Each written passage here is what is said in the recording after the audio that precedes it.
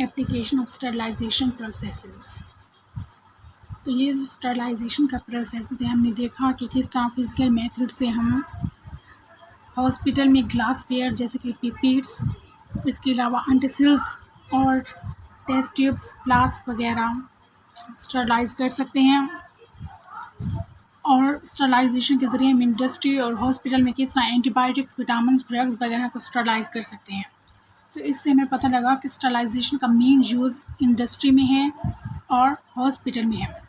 In industry, the pharmacist uses sterilization process by sterilization of glassware and other equipments. In hospital, the sterilization processes are used by sterilization of glass equipments like test tubes, petri dishes, pipettes, and glass syringes etc. तो अब हम देखेंगे application of sterilization process one by one. अब हम इसको points बना कर देखेंगे। पॉइंट में एक ग्लास वेयर जैसे कि पिपेट्स होता है, सिरिंजेस होती हैं, फ्लास्क होती हैं, टेस्ट ट्यूब्स होती हैं।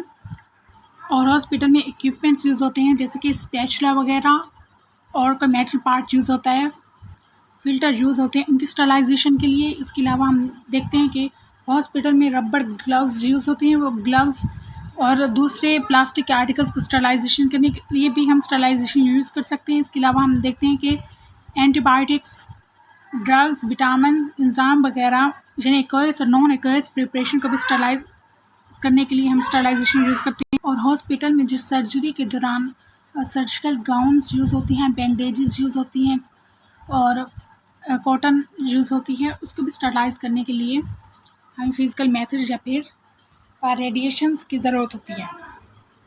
तो इन तमाम पॉइंट्स को हमें वन बाय वन डिस्कस करना है। सबसे पहले glassware. The glassware and apparatus like flasks, beakers, funnels, glass rods, syringes, needles etc.